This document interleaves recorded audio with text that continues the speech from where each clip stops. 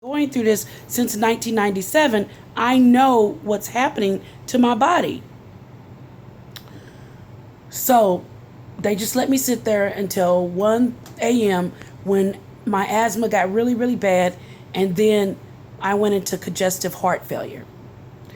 And then once I went into congestive heart failure, it added cardiac asthma to the occupational induced service connected asthma. So now I'm really having a party and I'm really struggling to stay alive.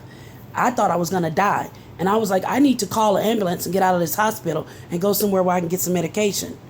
Finally, this nurse finally listened to me, and she gave me a nebulizer and she gave me a steroid injection. And that stopped the heart failure. It stopped the cardiac asthma, and it stopped the acute asthma, which caused the heart failure and caused the cardiac asthma, because they let me sit there from 4 p.m. till 1 a.m. struggling to breathe in an asthma attack. And then I finally started to die, and my organs started to shut down. And since your heart is an organ, it was getting ready to shut down too. So I just want everybody to know that if I die, you need to investigate the VA medical system, because they need to provide some better care to veterans. I almost died yesterday at the VA hospital. It's a miracle I'm here today. Even though they've got 19 years of experience of seeing that this person has occupational asthma, they have service-connected asthma. When they come here, they need 3 nebulizers and they need a steroid injection.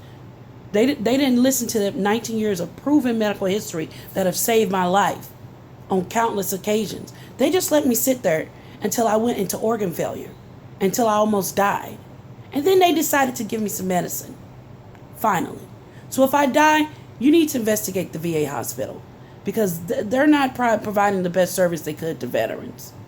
I mean, I could understand not wanting to give somebody a steroid and not wanting to give somebody some albuterol, because you don't want to just give people medication. But you've got a 19-year proven medical history that says this works.